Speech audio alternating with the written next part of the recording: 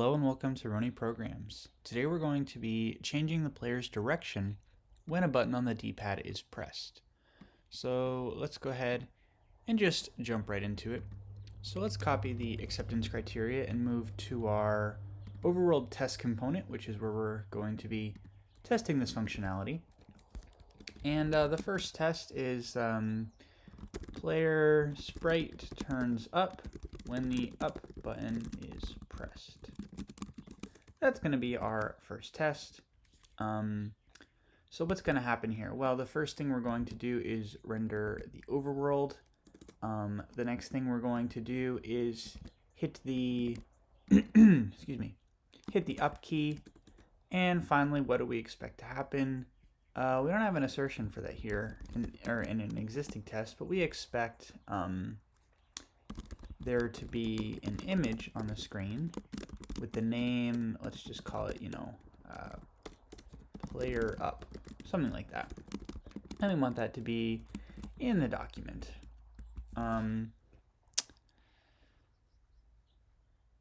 Cool. So right now we have an image on the screen and it's just the player, but it's not the player facing up. And so the way that we can determine in our test whether or not a player is facing, up, down, left, right is by the use of the alt text. And that's going to allow us to kind of confirm in our test which direction the player is facing rather than just, saying there's an image and doing something like reading the source attribute, for example. So let's go ahead and implement this. So the first thing we probably want to do is handle an on up press. Handle up press, something like that. And what's going to happen when the up button is pressed? Handle up press. Well, here we want to do something like, set the player position to, some value. But right now we don't have a way to set the player's position. So I think the overworld needs an API that it can call back into something like, on update save data or something like that. Because remember, the player and the player's name, for example, is part of the save data. We could also make the player's position part of the save data.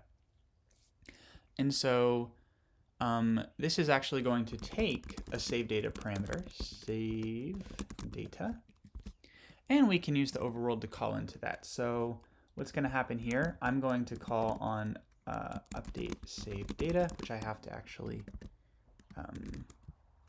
define as a value. And then what are we going to pass? We're going to pass the player. And we actually only have a name on the player, but we're going to pass a position as well. And what is the position? Well, we can just call it, maybe sprite position, something like that. Dot up. So we have a couple things to note about what we're doing here. The first thing is that the position is not defined on the save data type. The second thing is that we're not passing the name. So at this point we have to think about, is the update save data function going to handle partial updates? It's an important question to think about. So maybe let's come back to that. Let's first go ahead and add the position attribute to the save data. So the player has a position, and that's going to be captured by the sprite position, which is an enum we can just define here. So we can do export enum sprite position, and a sprite can be in 4 positions. It can be down, left, right, and up. These are the 4. And we might even not want to call this position. We might want to call this sprite direction, now that I'm thinking about it. So not a position, but a direction, sprite direction. We can make these alphabetized. We want to call this sprite direction and this direction. Cool. So we're not getting any type errors because all of the fields on a player are optional. So when we call this update save data, we're not passing a name, but name is optional. So we have to watch out for that. And we'll come back to it. So at this point, let's stage what we have. You'll see I actually have some sprites defined for us here, so we'll kind of add them as we need them. But I wanted to do that ahead of time. So let's see what's going on here. So on update save data is not a function. That's right. So in our test, oh, interesting. This is interesting. So this is maybe, I thought this would be the best place for this test, but the player's position is going to be passed in through a prop, and it's going to be set externally. So I'm not sure that the overworld is the best place for an integration test. It could be a good place for a unit test to make sure that the player's position is getting updated when we call this method. But it's possible that this test actually needs to live in the game component. So let's go ahead and bring this to the game. And now instead we're going to render the game. We're going to create a new game from the start screen. And then we're going to hit up and see that the up player up image is in the document. So this is still going to fail. We still have some type errors to clean up. But let's go ahead and do this. What shall we do next? The overworld test is, first of all, we can clean this up because there's duplication everywhere. So let's do like a before each and just render this once so that we don't have to do it for every test. Something like that. And then what do we need to pass here? We need to pass in on update save data. Save data. We can just make that update save data a mock function. Let's alphabetize the props, and you'll notice like we could write a unit test here to make sure that this is getting called correctly. I don't know that that's necessarily worth it to do right now. If we find a bug there, we could definitely write a test against it. But let's stage those changes, and so let's go back to the game component. The overworld needs an on update save data, and here we can do pass like a set save data, for example. And this is going to, as we defined it in our hook, it's just going to update the state save data locally, but it's not actually going to write it to local storage.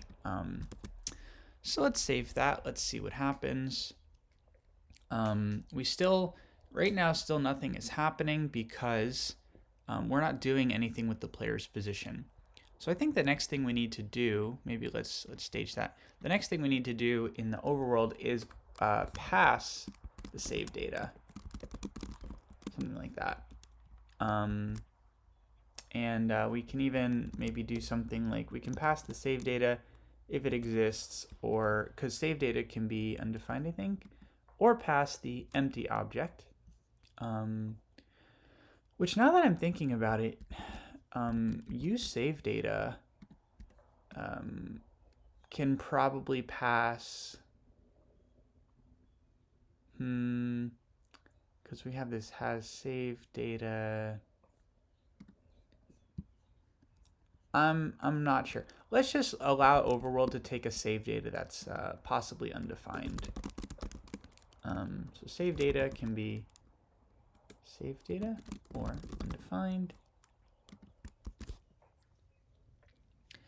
And now that the overworld is receiving save data, well, first we have to update the test. So we can do, save data equals, and this might actually be a good place to test that, with this save data, the player's direction is facing up. Again, we could catch like edge case bugs with that kind of stuff. That's when I like unit tests, is to catch edge cases we missed in our integration tests.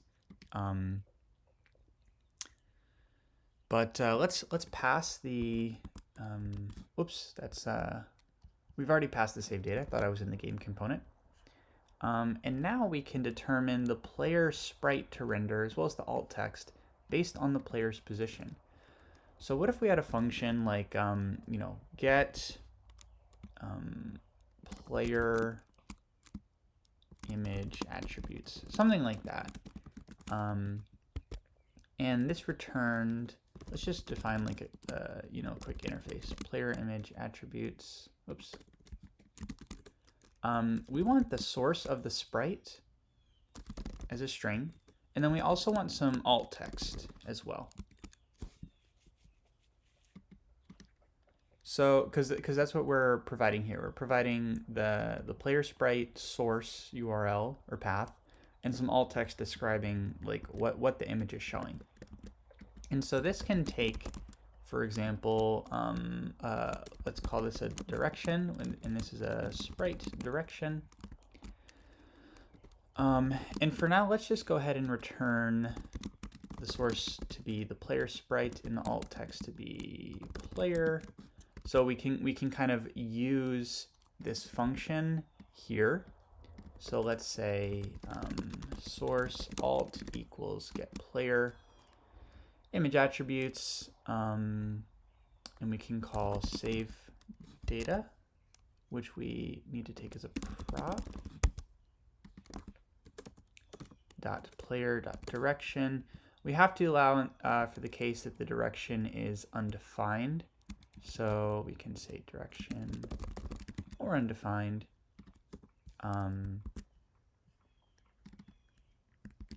This is we defined this to sort of make our return type safe. And now we can go ahead and pass the source here and the alt text. Thinking about this for a second, source and alt are not very descriptive. So maybe this would be better as player image attributes, and then we could just call dot source and dot alt, something like that. That way it's a little bit clearer, because if we render other images, we want to distinguish those. So right now we still just have a player, because we're not actually determining the source based on the direction.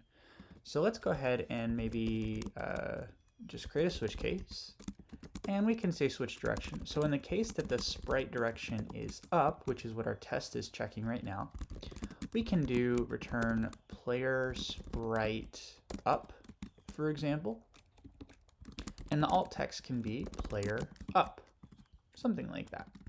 So player sprite up is not defined. Let's go ahead and import player sprite up from sprites slash player. I guess it doesn't autocomplete my image imports. But let's save that. And fingers crossed we have a passing test. Awesome, we do. So why don't we just check out what that looks like in the app, which I'm not running. So why don't I start that real quick? Start up that app. Yeah, let's see what that looks like. I hit up, and our player turns up. How cool. So now we can actually turn our player back. So let's go ahead and implement the rest of these direction changes. So maybe player turns down when the down button is pressed. Right, and these, we're just kind of doing some good old, we can do some copy, or some find and replace magic. So player turns, so up, down, left. I thought I had this one selected too. Ulf. And right.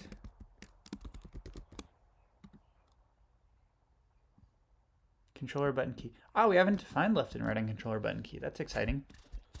So first we'll just get our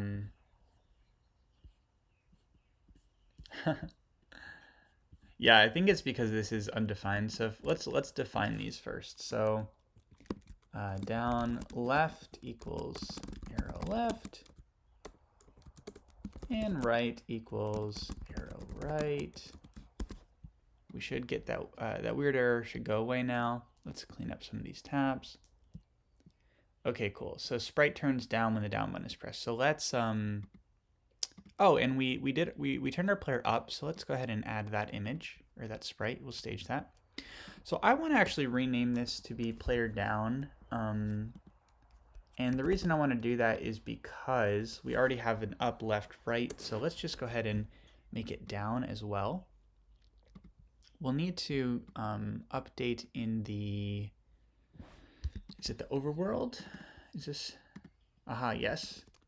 We need to update this so that we're using the correct path now. And we can rename this to player sprite down. And maybe down isn't the best case to handle next, because down, I want down to be the default, because if the direction isn't set, then the player should be facing down. Like for example, in the case of a new game where there's no save data, the default direction should be down. So maybe actually I'll just handle that here and say, you know, the default is this value, player sprite down, alt text player down. This is gonna, it won't break any tests actually, because player is still part of player down, but what's going on here? Did I make an error somewhere? Oh, I didn't close the brackets for the switch case. I do want to take a minute to update, so our down test is now passing, but I do want to take a minute to update the places where we're checking for the player image, and explicitly check that it's player down. Now that we're distinguishing between different player sprites. And just the left and right tests are failing, so we know we're on track. Let's handle, what's next? Left? Yeah, let's keep these alphabetized. So in the case of left, we'll do that. We need to import player left from sprites player left.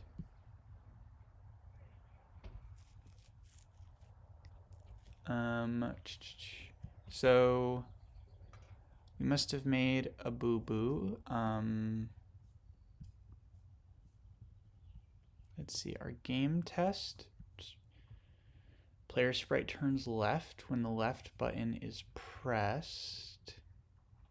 I'm hitting left, that's arrow left, that looks right. Oh, you know what I'm not doing is handling the left press. So, sorry, I got some yard work going on outside, so that's always good. On left press, handle left press. We don't have we didn't handle the left and right for the controller listener yet, so this is an exciting episode. So we can have a handle left press method. That's going to turn the player's direction to be left. Of course, the controller listener is like, what the heck are you talking about? I don't know what that method is. Sorry for all the noise. Maybe I'll close the window.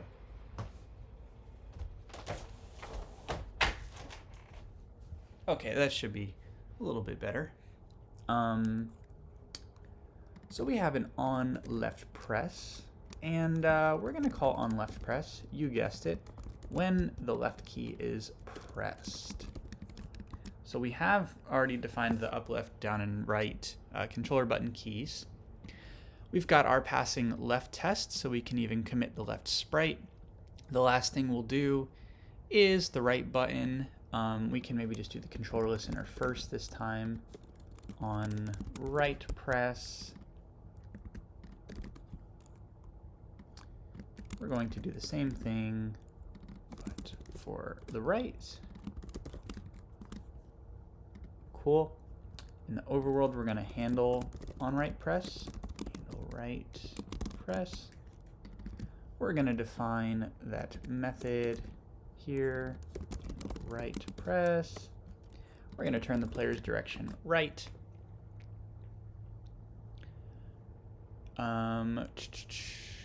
We made a boo-boo. Oh yes, and when the player's direction is right, we're going to render the player facing right. just like that. And we'll have to import the right, the correct, but also the right sprite.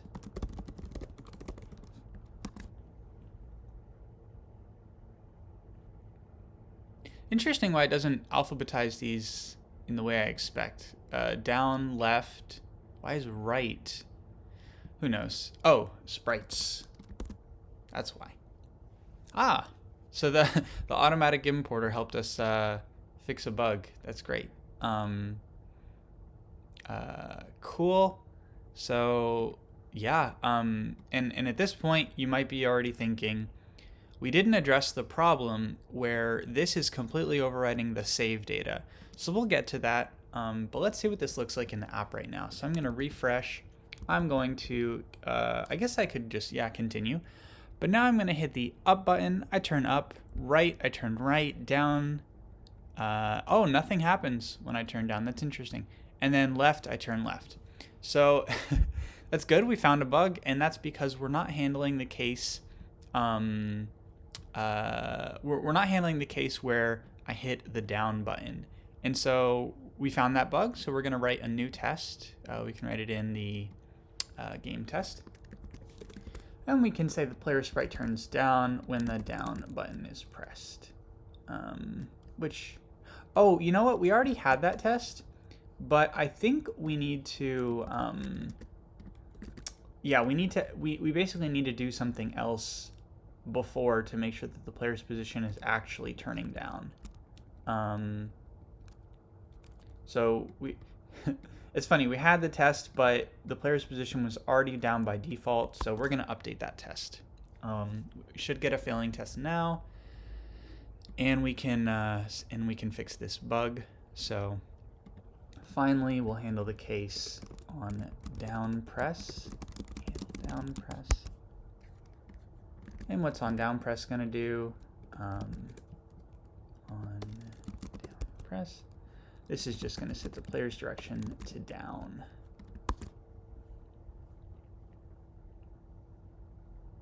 Okay, cool. I've got passing tests. Now, if I hit the down button, my player turns down, right, up, left. I can rotate my player. That's pretty exciting. But now the fun part, which I think this is what's going to happen. I'm going to hit the start button, and I think our name is no longer there. Yes, okay.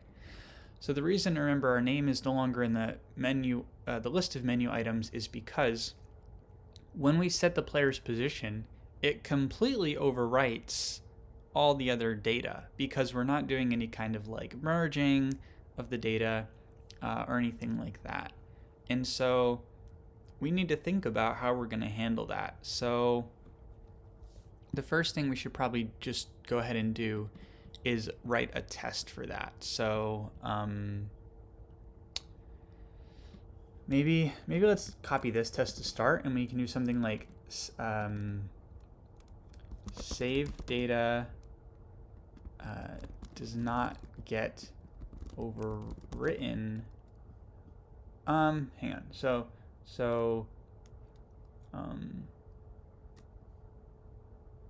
save the not get overwritten. I'm trying to think of the right way to describe this this bug. So the save maybe like save data fields do not get wiped when other fields are updated. Something like that.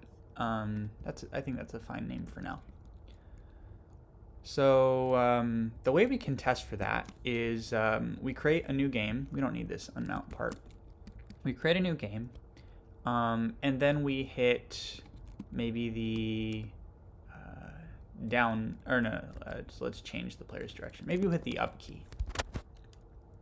So we hit the up key, and then we hit the, we don't need this. Then we hit the start button. So what are we doing here? We're changing the player's direction to up, and then we're opening the overworld menu. And we should still see the player's name in the overworld menu. So in other words, changing the player's direction doesn't just wipe the other data. And as you can see, our test is failing. This is the item where our name should be. And let's figure out how we're going to handle this. We could kind of make this easy on ourselves and have the is it defined in the game? Yeah, this set save data function returned by use save data. We could have this allow for data to be merged. That's one straightforward way of doing it. Another way is that we could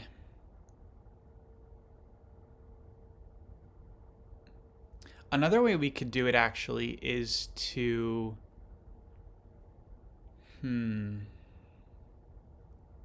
like, my thinking is that something like this is going to likely introduce bugs in the future if we're making it so that partial updates are not allowed. Like if we were to ever like want to implement something where you could change the player's name, not that we would, but let's say change a Pokemon's name, and we call set save data, Pokemon, whatever, we're not going to get any type errors, but it's going to completely wipe out the save data. So I think the safest thing to do is to, and to help prevent bugs in the future, is to allow data to be merged. And so the very first thing I want to do is, this is no longer set save data. This is update save data. And so this can be, that's right, because this returns set save data. So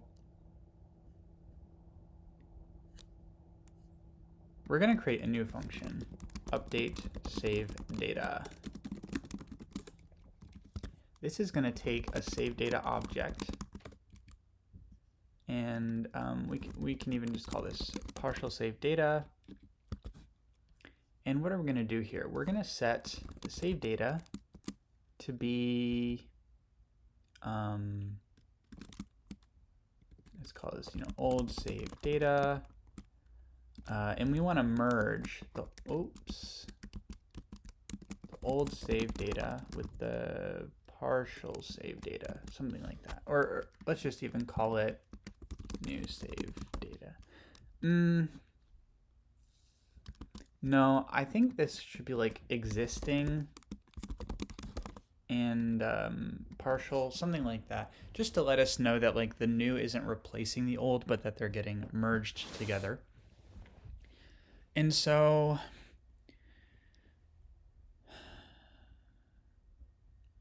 I think that we should probably just use the library for however this data gets merged. I think there's let's see, so npm merge objects, something like that. And what we want is a deep merge. This is a pretty highly downloaded file. I think I've used this particular one before. So let's go ahead and add a deep merge. So we can do yarn add deep merge. And we're just going to, I think it's just a single, yeah, okay, cool. So we can do import merge, deep merge from deep merge. We might not have, oh, it does have types, great. So existing save data can be undefined. So maybe we'll do something like that, just in the case it's not defined. We should never get that case, but for TypeScript we will handle it. Cool. So now we're gonna have set use save data return this update save data method, and in the game we can do something like return update save data here. And sorry, I'm just kind of scrolling through and thinking here. yes, when the save data is updated, we want to call update save data instead of set. So that's awesome. That passes our tests. I wanted to take a second to call out a difference though. So the new game doesn't have any information about how to manipulate save data, which I think is the right design. I don't think that a component that's like, rendering information about the game should know how saving works. And so the new game actually calls back up into the game component to say, hey, the player's name has been selected. Whatever you need to do with that information, please do it. So I think the overworld should work similarly. So instead of on update save data, I wonder if there should be something like on player direction change. Player direction change. Something like that. I think this would be closer to what I would consider a good design, just in terms of like responsibilities. So the game knows how to handle something like a direction sprite direction, and it can set and it can update the save data. Update save data to say player direction, something like that. And that way we're not passing update save data through to lower level components. So our tests are still passing, but we're not actually using this. So maybe the first things first, let's jump into the overworld, and we have on up. Wait, what do we call it? On player direction change. On player direction change. That takes a sprite direction. And instead of calling on update save data, which we're doing here, we're just calling on player direction change with the direction. Let's save that. We'll make sure our tests are passing. Indeed they are. It's so great when you make changes like that and all your tests are still green. It makes me really happy. So we no longer need this update save data to be passed in, which again, I think this is better, because like, again, to like handle save, like the overworld doesn't need to know how saving works. It just needs to know that something has happened and the game can handle saving. And again, if the game has too much responsibility, then we can, delegate that elsewhere. But the point is that the overworld in the new game probably shouldn't know really anything about saving.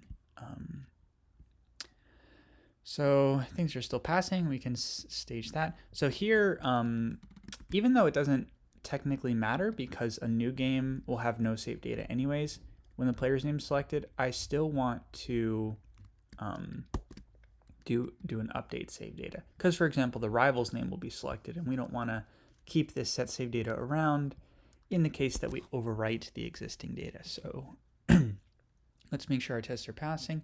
That means we don't need this set save data anymore, which means we can jump in here, and we don't have to return the internal set save data dispatcher anymore. So this is great. Our tests are still passing. I think the last thing to do is just jump into the app and kind of test for ourselves, make sure things are working as expected. So I'm going to go ahead and create a new game because I think the save data may have been corrupted at this point. Oh no, we didn't save after, so it's fine. So, but anyways, I'm just going to choose the name Jack. Rival's name doesn't matter. We're not saving it. Awesome. So first, can I turn? I can turn. That's great. And if I open the menu, awesome, I see my name. If I save and then I refresh and I continue, oh yes, my player is facing the same direction I saved. That's awesome. I still see my name. I can change direction. I still see my name. Let's save again. Let's refresh. I should be facing left. Okay, that's cool. Yeah, that's going to be it for this episode. This was a little bit more complex than I thought it would be. But thanks so much for watching, and I'll see you in the next episode.